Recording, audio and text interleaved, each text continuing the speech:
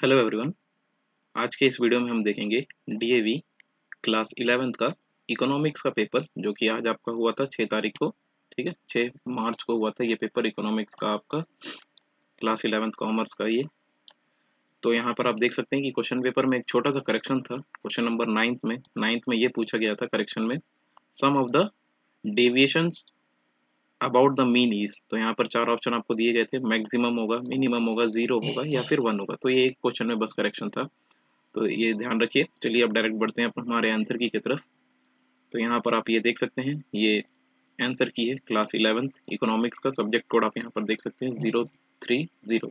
ठीक है, पेपर आपका हुआ था 80 मार्क्स का और 20 मार्क्स के आपके इंटरनल असेसमेंट का मार्क्स है वो।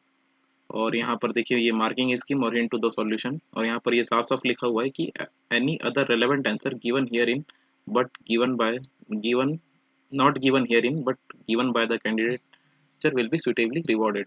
तो ये बात आपको ध्यान रखना है कि अगर आपने मिलता जुलता कुछ आंसर लिखा है तो उसके लिए भी आपको यहाँ पर मार्क्स दिया जाएगा। ठीक है, लेकिन वो आंसर आपका सही होना चाहिए, एकदम इनकरेक्ट नहीं होना चाहिए। तो चलिए आगे बढ़ते हैं हमारे आंसर की तरफ। तो पहला सेक्शन ए देख सकते हैं, सेक्शन ए आपका स्टैटिस्टिक्स का था। यहाँ पर मल्टीपल चॉइस कुछ क्वेश्चन पूछे गए थे, सारे एक एक नंबर वाले थे। तो फर्स्ट का आंसर यहाँ पर देखिए, करेक्ट आंसर है यहाँ पर ऑप्शन डी, डेट इज 18 यहाँ पर करेक्ट है। सेकंड का ऑप्शन ए करेक्ट है, वेट इंडेक्स। ठीक है, या फिर उसका जो और वाला पार्ट था, ठीक है, तो उसका करेक्ट ऑप्शन है यहाँ पर option B, that is 100। Question number third देखिए, ऑप्शन सी यहाँ पर करेक्ट है, जो कि आपका 19 है। Question number 4 option D correct है, 290। और उस क्वेश्चन वाले 4 में ही और पार्ट का जो क्वेश्चन था उसका ऑप्शन ए करेक्ट है, 59.95। क्वेश्चन नंबर 5 देख सकते हैं आप। क्वेश्चन नंबर 5 में ऑप्शन ए करेक्ट है, statement 1 is true and statement 2 is false. Question number 6 में ऑप्शन बी करेक्ट है, A and D correct option होगा यहाँ पे। ठीक है, क्वेश्चन नंबर 7 में ऑप्शन डी करेक्ट है, डेट इज 11। और क्वेश्चन नंबर 8 में ऑप्शन ए करेक्ट है। ठीक है, फर्स्ट पार्ट का, both assertion and reason are true and R is the correct explanation of assertion A. और क्वेश्चन नंबर 8 का ही जो और वाले पार्ट का जो क्वेश्चन है उसमें ऑप्शन सी करेक्ट है, नॉन एग्जिस्टेंट। तो यहाँ पर ध्यान रखिएगा, ये सारे करेक्ट आंसर हैं। क्वेश्चन नंबर 9 का जो ऑप्शन करेक्ट है वो है ऑप्शन नंबर सी, करेक्ट है, डेट इज 0। तो ये जो आपका ये क्वेश्चन था, ठीक है, ये चेंज था क्वेश्चन पेपर में, तो इसका करेक्ट ऑप्शन यहाँ पर 0 होगा, ऑप्शन सी यहाँ पर करेक्ट है। क्वेश्चन नंबर 10 का देखिए, क्वेश्चन नंबर 10 का करेक्ट ऑप्शन है ऑप्शन ए, 3.6 डिग्री यहाँ पर करेक्ट ऑप्शन है। क्वेश्चन नंबर 11 देखिए, ये आपका 3 मार्क्स का था क्वेश्चन नंबर 11। ठीक है, तो यहाँ पर ये चार्ट बनाना था, बेसिस, यूनिवेरिएट फ्रीक्वेंसी डिस्ट्रीब्यूशन और bivariate frequency distribution.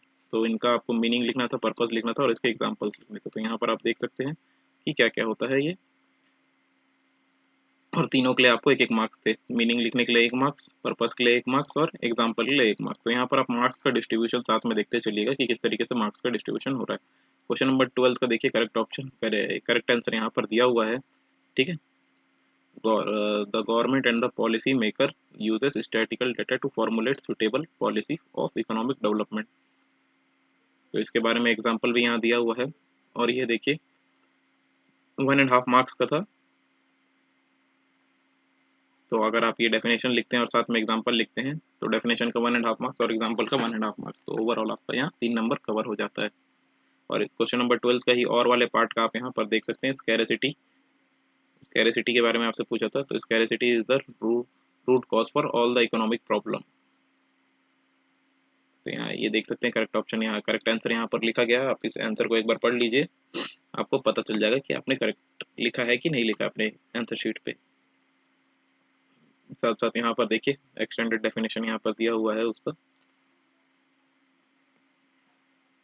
Question number 13 देखिए, ठीक है, census method for collecting data used by the government of India for showing the demographic status. तो इसके बारे में आपसे पूछा था, तो इसके मेरिट्स और डीमेरिट्स यहाँ पर दिए गए हैं। मेरिट्स में देखिए, intensive study of population, high degree of accuracy, suitable when population is not homogeneous. तो अगर आप ये मेरिट्स लिखते हैं तो इसके आपके 1.5 नंबर हैं, और डीमेरिट्स में एक्सपेंसिव है, टाइम कंज्यूमिंग है और मोर मैन पावर आपको चाहिए, तो इसके 1.5 नंबर है। और ये 1 नंबर अगर आप इसका वो लिखते हैं तो डेफिनेशन। तो 4 नंबर आपका यहाँ कवर हो जाता है ओवरऑल। क्वेश्चन नंबर 14 देखिए। क्वेश्चन नंबर 14 में टेबल ये दिया हुआ था, number of person going in educational trip Wagah border पे, ठीक है। तो ये डीएवी पब्लिक स्कूल का है, स्टूडेंट, टीचर और प्यून। तो यहाँ पर देखिए ट्रिप गोअर्स में कौन कौन है, तो स्टूडेंट है, टीचर्स है, प्यून्स है, और यहाँ पर उनके टोटल नंबर दिए हैं। सेक्स में देख सकते हैं आप, मेल और फीमेल यहाँ दिया हुआ है, और यहाँ पर उनके टोटल संख्या दिया गया है। तो ये टेबल बनाने का देखिए आपका 2 नंबर है, और ये फुटनोट और सोर्स लिखने का आपका 1 नंबर। क्वेश्चन नंबर 15 देखिए। क्वेश्चन नंबर 15 में अगेन ये टेबल के थ्रू आपको total expenditure, since we are given in the total expenditure, तो क्वांटिटी आपका कितना हो जाएगा, टोटल एक्सपेंडिचर अपॉन प्राइस हो जाएगा। तो ये देख सकते हैं यहाँ पर टेबल सारा बनाया गया है।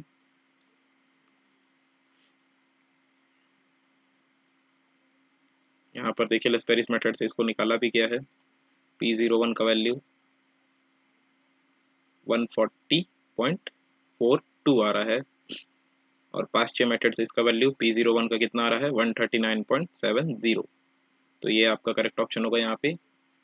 या फिर और मैं जो अदर क्वेश्चन दिया था आप उसका भी आंसर यहाँ पर देख सकते हैं, ठीक है। स्टेटमेंट ट्रू है कि फॉल्स है ये आपसे पूछा गया था, तो ये स्टेटमेंट ट्रू है, ठीक है। फिर various index number use for the policy making, तो यहाँ पर आप देख सकते हैं क्या क्या चीज़ का यूज़ किया जाता है। कंज्यूमर इंडेक्स नंबर, ठीक है, होलसेल प्राइस इंडेक्स, और WPI और CPI का यूज़ किया जाता है यहाँ पे। तो ये सारे पॉइंट्स का एक एक नंबर है, यहाँ पे देख सकते हैं। 4 नंबर आपको, अगर आपने ये करेक्ट लिखे हैं तो यहाँ पर आपको 4 नंबर प्रोवाइड कर दिया जाएगा। फिर नेक्स्ट क्वेश्चन नंबर 16 देखिए। तो क्वेश्चन नंबर 16 में अगेन आपको ये चार्ट बनाना था। चार्ट आपका 2.5 नंबर का है ये चार्ट। तो यहाँ पर देखिए डी एक्स निकाल D X Y D Y, ये सारे वैल्यूज आपको यहाँ पर निकालने थे। तो यहाँ पर देखिए आर का जो वैल्यू है वो आपको कितना कितना निकलेगा। आर के वैल्यू के ऊपर एक नज़र डाल लेते हैं। आर का वैल्यू आपका फाइनल आंसर -1 आना चाहिए, ठीक है। तो नेगेटिव को रिलेशन बता रहा है ये बिटवीन प्राइस एंड डिमांड के बारे में। और इसी का और वाला आप यहाँ पर देख सकते हैं। और वाले में अगेन ये चार्ट बनाने का आपका 2 नंबर था, ठीक है। जज 1 जज 2 R1 R2, फिर डी और D2 निकालना था आपको यहाँ पे। और यहाँ पर फिर आपका आर के का वैल्यू जो आ रहा है वो आ रहा है 0.79 के बराबर आ रहा है। तो यहाँ पर देखिए there is a high degree of positive correlation between both the जजेस। क्वेश्चन नंबर 17 देख सकते हैं आप। ये अगेन टेबल बनाने का 3 नंबर है यहाँ पे, ठीक है। मार्क्स दिया गया था, नंबर ऑफ स्टूडेंट, ठीक है, मार्क्स और नंबर ऑफ स्टूडेंट आपको यहाँ पर देखना था। मार्क्स में <10 वाले, फिर <0 वाले, तो इस तरीके से आपको ये रेंज डिसाइड करना था पहले। और फिर यहाँ पर ये देखिए ये इमेज थोड़ा क्लियर नहीं है, पर स्केल देख सकते हैं आप। 1 सेंटीमीटर इक्वल टू 10 मार्क दिया गया है एक्स एक्सिस पे, और 1 सेंटीमीटर में 10 स्टूडेंट दिए गए हैं वाई एक्सिस पे, ठीक है। तो यहाँ पर एक्स एक्सिस पे मार्क्स का डिस्ट्रीब्यूशन है, और वाई एक्सिस पे नंबर ऑफ स्टूडेंट का डिस्ट्रीब्यूशन है। तो ये जो आपका ग्राफ बनेगा ये कुछ इस तरीके का बनेगा, ठीक है। ये more than O big O give है, और ये less than big O give है। ये आपका ग्राफ बनाने का 3 नंबर था। सेक्शन बी का देखिए। सेक्शन बी आपका चालू होता है यहाँ से। तो सेक्शन बी में क्वेश्चन नंबर 18 का करेक्ट ऑप्शन है ऑप्शन बी, यहाँ पर करेक्ट है। Both assertion A and reason are true but reason R is not the correct explanation of assertion। तो ये आपका करेक्ट ऑप्शन है यहाँ पर ऑप्शन बी। क्वेश्चन नंबर 19 में ऑप्शन ए यहाँ पर करेक्ट है। Both A and R are true and R is the correct explanation of A, ठीक है। तो ए ऑप्शन यहाँ पर करेक्ट है। क्वेश्चन नंबर 20 देख सकते हैं। क्वेश्चन नंबर 20 में ऑप्शन डी करेक्ट है, date is both A and B यहाँ पर आपका करेक्ट है। और उसी का अगर क्वेश्चन नंबर 20 का और वाले पार्ट का आप देखेंगे तो यहाँ पर ऑप्शन सी करेक्ट है, लेस्ट इलास्टिक। क्वेश्चन नंबर 21 देख सकते हैं आप। ऑप्शन ए यहाँ पर करेक्ट है, ठीक है। Statement 1 is true and statement 2 is false. Question number 22 option B correct है, statement 1 is false and statement 2 is true. Question number 23 option A correct है, डेट इज 12। और question number 24 option D correct है, date is 30,000। Question number 25 में option C correct है, C3। और question number 25 का और वाले पार्ट का क्वेश्चन का करेक्ट ऑप्शन है option A, that is 0। Question number 26 देख सकते हैं आप यहाँ पर। करेक्ट ऑप्शन है यहाँ पर B, that is marginal rate of substitution, और उसी के और वाले पार्ट का जो करेक्ट ऑप्शन है वो है option C, measurement of utility is not possible in cardinal number but can be ranked. Question number 28 का करेक्ट ऑप्शन यहाँ पर आप देख सकते हैं, ऑप्शन डी करेक्ट है, how producer and consumer interact in individual market. ठीक है, तो ये सारे एक एक नंबर वाले क्वेश्चन थे। अब ये क्वेश्चन नंबर 28 देखिए, यहाँ पर सेंट्रल प्रॉब्लम ऑफ डिस्ट्रीब्यूशन आपसे पूछा गया था, तो क्वेश्चन नंबर 20 को आप एक बार पढ़ लीजिए। यहाँ पर देखिए क्या क्या प्रॉब्लम्स अराइज हो रहे हैं। ठीक है, फंक्शनल डिस्ट्रीब्यूशन किस तरीके से है उसका, और उसी के और वाले पार्ट में देखिए पीपीसी के बारे में आपसे पूछा गया था।